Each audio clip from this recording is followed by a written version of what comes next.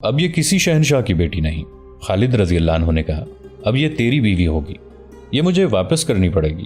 یونس ابن مرقس نے کہا، ہرقل اپنی بیٹی کو واپس لینے کے لیے اپنی تمام تر سلطنت کی فوج اکٹھی کر کے دمشق پر حملہ کر دے گا، ایسا نہیں کرے گا تو فدیہ ادا کر کے اسے آپ سے واپس لے لے گا۔ خالد رضی اللہ عنہ خاموش ہو گئے۔ اگلی صبح خالد رضی اللہ عنہ واپس روانہ ہوئے۔ وہ بہت خوش تھے، انہوں نے معاہدہ نہیں توڑا تھا اور اپنا مقصد بھی پورا کر لیا تھا۔ دمشق تک جانے والا راستہ آدھا طے ہوا تھا کہ انطاکیہ کی طرف سے 12-14 گھڑ سوار آئے۔ وہ رومی تھے، ان میں ایک اونچی حیثیت کا معلوم ہوتا تھا۔ وہ خالد رضی اللہ عنہ سے ملنا چاہتا تھا، اسے خالد رضی اللہ عنہ تک پہنچا دیا گیا۔ میں شہنشاہ ہرقل کا الچی ہوں، اس نے کہا، اور یہ میرے محافظ ہیں۔ میں امن سے آیا ہوں، اس امید کے ساتھ کہ آپ سے بھی مجھے امن اور دوستی ملے گی۔ کیا پیغام لائے ہو؟ خالد رضی اللہ عنہ نے پوچھا۔ شہنشاہ ہرقل کو اطلاع مل گئی ہے کہ آپ نے ہماری فوج اور دمشق سے ہجرت کرنے والوں پر حملہ کیا ہے، ہرقل کے الچی نے کہا۔ شہنشاہ نے آپ کے حملے کے متعلق کچھ نہیں کہا، انہوں نے اپنی بیٹی واپس مانگی ہے اور کہا ہے کہ آپ جس قدر فدیہ طلب کریں گے ادا کیا جائے گا۔ شہنشاہ نے یہ بھی کہا ہے کہ آپ فیاض اور کشادہ ظرف ہیں، اگر آپ فدیہ نہ لینا چاہیں تو میری بیٹی مجھے بخش دیں۔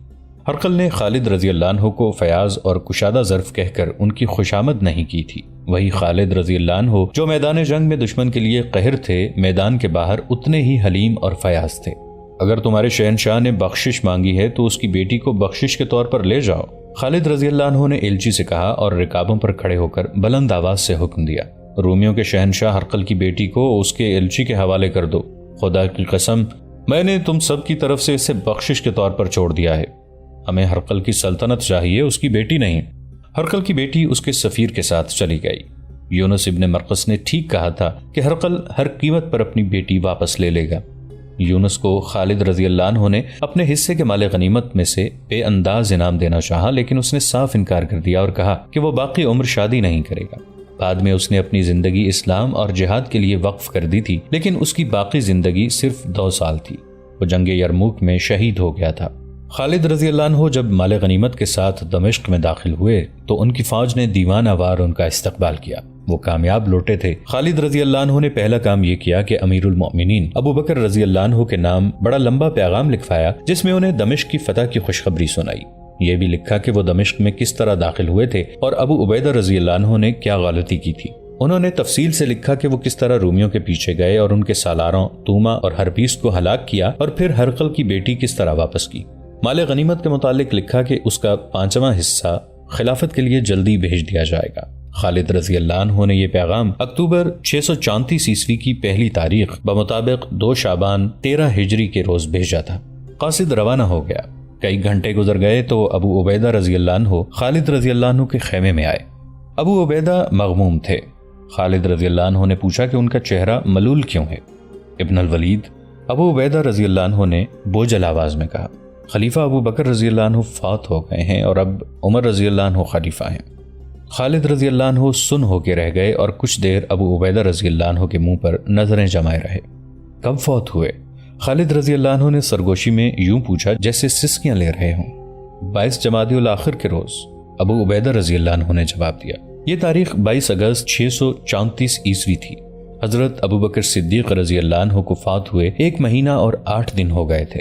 اطلاع اتنی دیر سے کیوں آئی؟ اطلاع جلدی آ گئی تھی، ابو عبیدہ رضی اللہ عنہ نے جواب دیا۔ مدینہ سے قاصد آیا تو اس نے دیکھا کہ ہم نے دمشق کا محاصرہ کر رکھا ہے۔ اس نے سوچا کہ محاصرے کے دوران یہ اطلاع دے دی تو اپنے لشکر میں کوحرام برپا ہو جائے گا اور اس کا محاصرے پر بہت برا اثر پڑے گا۔ اس نے صرف یہ بتایا کہ مدینہ میں خیریت ہے اور کمک آ رہی ہے۔ 1-2 دنوں بعد اس نے پیغام مجھے دے دیا اور چلا گیا۔ میں نے پڑھا اور یہی بہتر سمجھا کہ دمشق کا فیصلہ ہو جائے تو تجھے اور لشکر کو اطلاع دے دوں۔ ابو عبیدہ رضی اللہ عنہ نے نئے خلیفہ کا خط جو ابو عبیدہ رضی اللہ عنہ کے نام لکھا گیا تھا خالد رضی اللہ عنہ کو دے کر کہا، اور یہ وہ خبر ہے جو میں تجھے لڑائی ختم ہونے تک نہیں دینا چاہتا تھا۔ خالد رضی اللہ عنہ خط پڑھنے لگے۔ یہ خلیفہ عمر رضی اللہ عنہ نے ابو عبیدہ رضی اللہ عنہ کو لکھا تھا۔ خط کچھ یوں تھا، خلیفۃ المسلمین عمر کی طرف سے ابو عبیدہ کے نام، بسم اللہ الرحمن الرحیم، میں تجھے اللہ سے ڈرتے رہنے کی نصیحت کرتا ہوں۔ اللہ لازوال ہے جو ہمیں گمراہی سے بچاتا ہے اور اندھیرے میں روشنی دکھاتا ہے۔ میں تمہیں خالد بن ولید کی جگہ وہاں کے تمام لشکر کا سپہ سالار مقرر کرتا ہوں۔ فوراً اپنی جگہ لے لو۔ ذاتی مفاد کے لیے مومنین کو کسی مشکل میں نہ ڈالنا۔ انہیں اس پڑاؤ پر نہ ٹھہرانا جس کے متعلق تو نے پہلے دیکھ بھال نہ کر لی ہو۔ کسی لڑائی کے لیے دستوں کو اس وقت بھیجنا جب وہ پوری طرح منظم ہو، اور کوئی ایسا فیصلہ نہ کرنا جس سے مومنین کا جانی نقصان ہو۔ اللہ نے تجھے میری آزمائش کا اور مجھے تیری آزمائش کا ذریعہ بنایا ہے۔ دنیاوی لالچوں سے بچے رہنا، کہیں ایسا نہ ہو کہ جس طرح تجھ سے پہلے تباہ ہوئے ہیں تو طمع سے تباہ ہو جائے۔ تو جانتا ہے وہ اپنے رتبے سے کس طرح گرے ہیں۔ اس خط کا مطلب یہ تھا کہ خلیفۃ المسلمین عمر رضی اللہ عنہ نے خالد رضی اللہ عنہ کو سپہ سالاری سے معزول کر دیا تھا۔ اب ابو عبیدہ رضی اللہ عنہ سپہ سالار تھے، بلکہ وہ 1 مہینہ 8 دن پہلے سے سپہ سالار تھے۔ اللہ کی رحمت ہو ابو بکر رضی اللہ عنہ پر۔ خالد رضی اللہ عنہ نے خط ابو عبیدہ کو دے کر کہا، وہ زندہ ہوتے تو میرا یہ انجام نہ ہوتا۔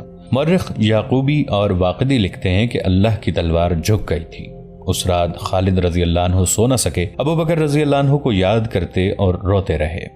رات جو خالد رضی اللہ عنہ نے مدینہ سے دور دمشق میں خلیفہ اول ابو بکر رضی اللہ عنہ کی رحلت پر روتے گزار دی تھی، اس رات سے 1.5-2 مہینے پہلے مدینہ پر ماتم کے بادل چھانے لگے تھے۔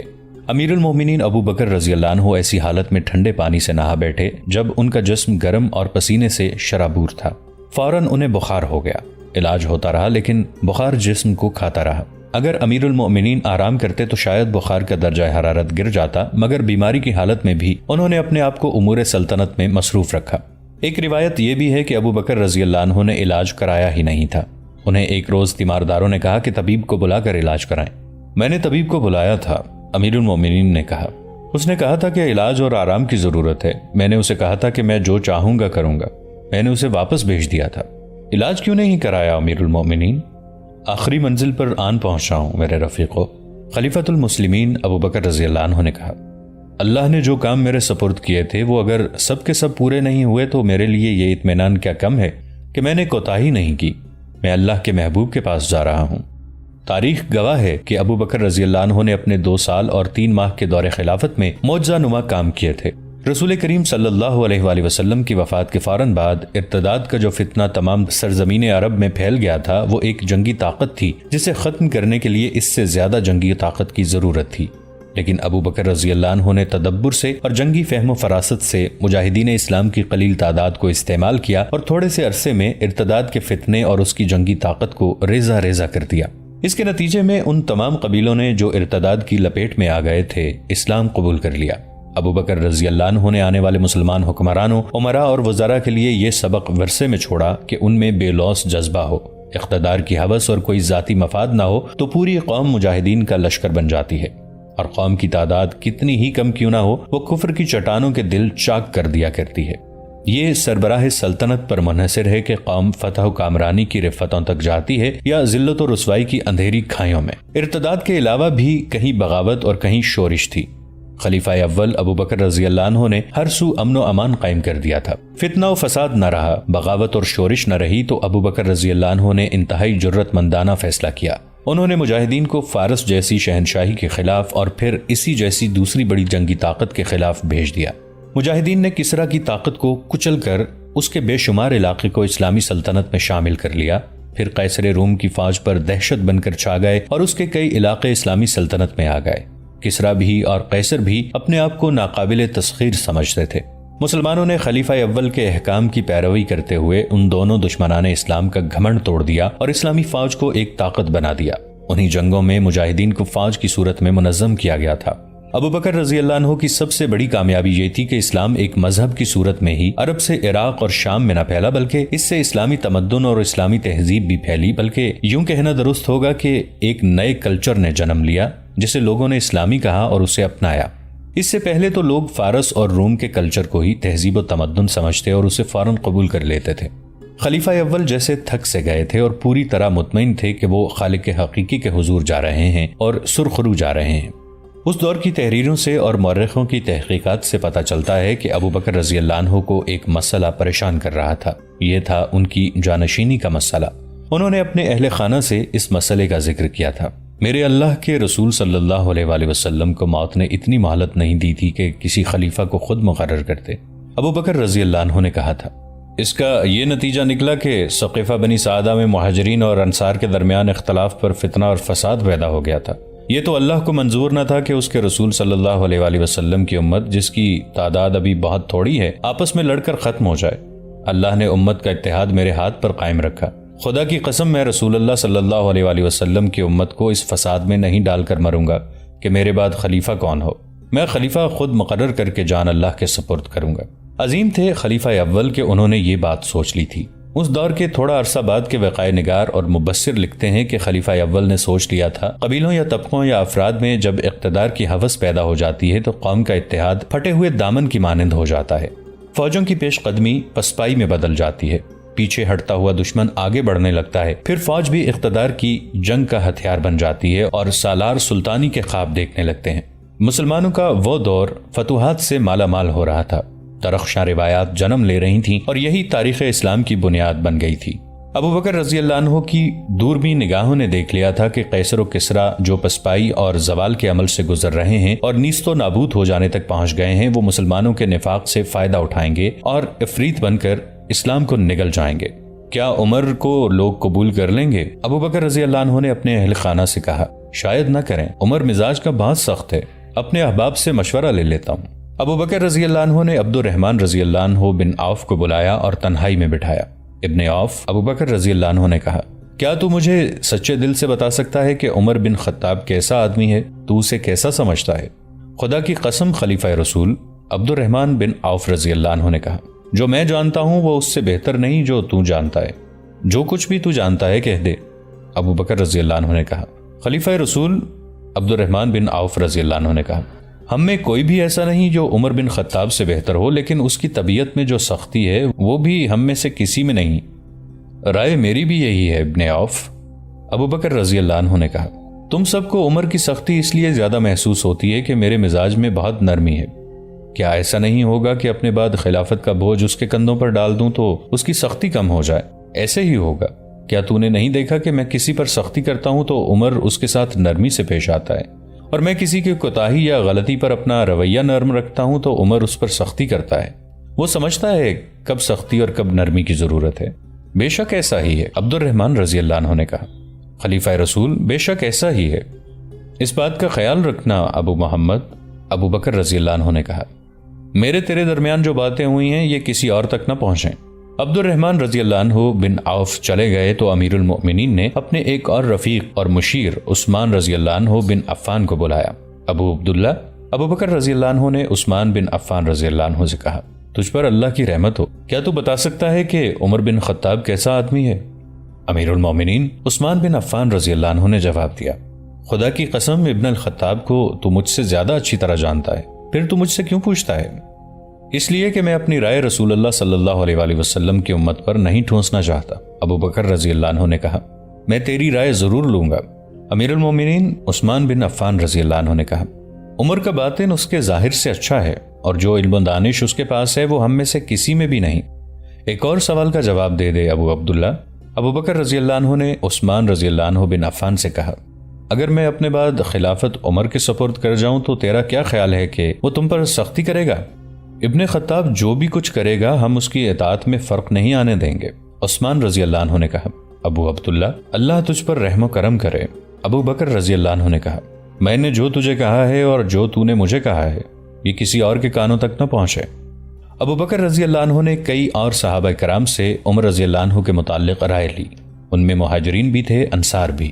ابو بکر رضی اللہ عنہ نے ہر ایک سے کہا تھا کہ وہ کسی اور سے اس گفتگو کا ذکر نہ کرے، لیکن یہ معاملہ اتنا اہم تھا کہ انہوں نے ایک دوسرے کے ساتھ بات کی۔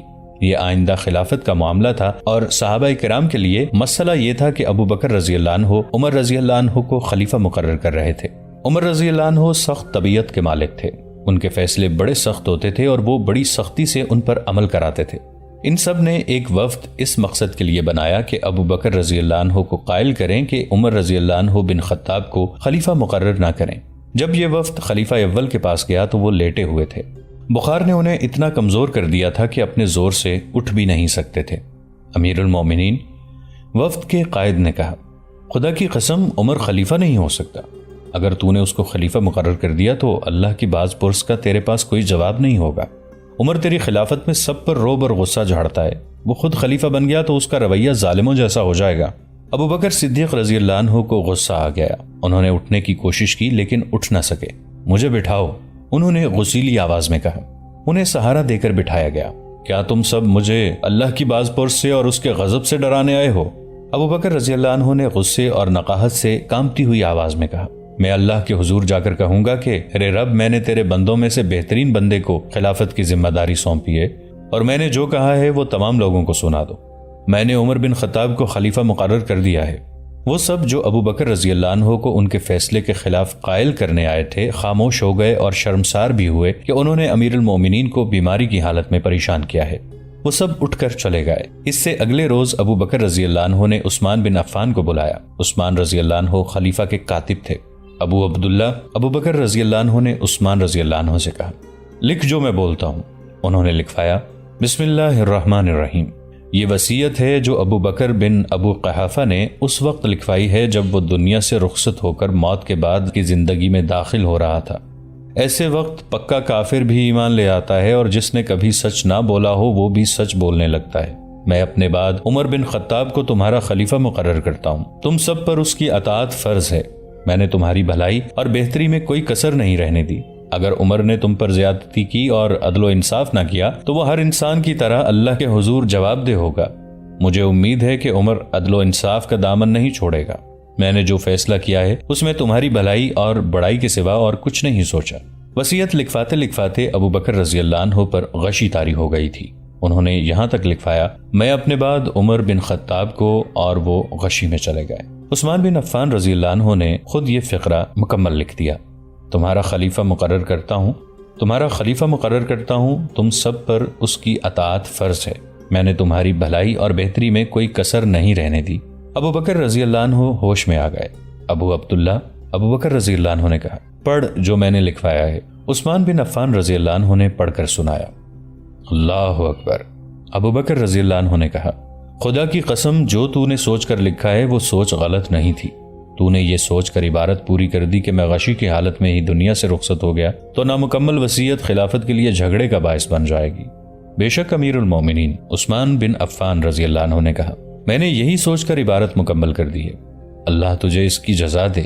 ابو بکر رضی اللہ عنہ نے کہا۔ انہوں نے عثمان بن عفان کے الفاظ نہ بدلے اور وصیت مکمل لکھوا دی۔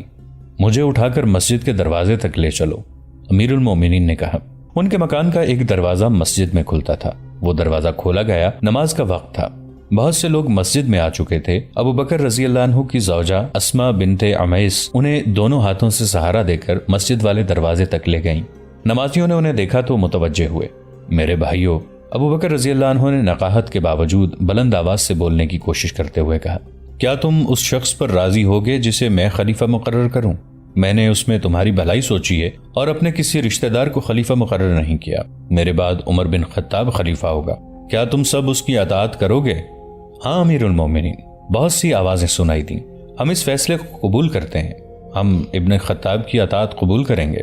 اس کے بعد ابو بکر رضی اللہ عنہ نے وصیت پر اپنی مہر ثبت کر دی۔ ابو بکر رضی اللہ عنہ کا پیشہ تجارت تھا، لیکن خلافت کا بوجھ کندھوں پر آ پڑا تو تجارت کی طرف توجہ نہ دے سکے۔ گزر اوقات تو کرنی ہی تھی۔ انہوں نے اپنے کنبے کے لیے بیت المال سے کچھ الاؤنس منظور کرا لیا تھا۔ اب جب انہوں نے محسوس کیا کہ وہ زندہ نہیں رہ سکیں گے تو انہوں نے اپنے اہل خانہ سے کہا کہ جو ان کی تھوڑی سی زمین ہے وہ ان کی وفات کے بعد بیچ کر یہ تمام رقم جو وہ گزارے کے لیے بیت المال سے لیتے رہے ہیں بیت المال میں جمع کرا دیں۔ سب میرے قریب آ جاؤ۔ ابو بکر رضی اللہ عنہ نے آخری وقت اہل خانہ کو بٹھا کر کہا، مجھے صرف 2 کپڑوں کا کفن پہنا کر دفن کر دینا۔ تم دیکھتے رہے ہو کہ میں ایک ہی کپڑا پہنا کرتا تھا، اس کے ساتھ ایک کپڑا اور ملا لینا۔ ان کپڑوں کو پہلے دھو لینا، ہم 3 نئے کپڑے لے سکتے ہیں۔ عائشہ رضی اللہ عنہ نے کہا، کفن 3 کپڑوں کا ہوتا ہے؟ نہیں عزیز بیٹی۔ ابو بکر رضی اللہ عنہ نے کہا، کفن تو اس لیے ہوتا ہے کہ جسم سے کوئی مواد اور نمی نکلے تو اسے کفن چوس لے۔ کفن پرانے کپڑوں کا ہوا تو کیا، نئے کپڑے پہننے کا حق زندہ لوگوں کا ہے۔ مجھے غسل اسما بنت عمیس یعنی ان کی زوجہ دیں گی، اگر اکیلے غسل نہ دے سکے تو اپنے بیٹے کو ساتھ لے لے۔ اتنے میں اندر اطلاع دے دی گئی کہ عراق کے محاذ سے مسنا بن حارثہ آئے ہیں۔ دوستو آج کے لیے اتنا ہی۔ اسی کہانی کی اگلی قسط کے ساتھ بہت جلد حاضر ہوں گے۔ نیچے کامنٹ سیکشن میں اپنی رائے کا اظہار ضرور کیجیے گا۔ ہمارے اس چینل کو سبسکرائب کر کے نیچے موجود بیل آئیکن کو بھی ضرور کلک کیجیے گا۔ اگلی ملاقات تک کے لیے ہمارا اور آپ کا اللہ نگہبان۔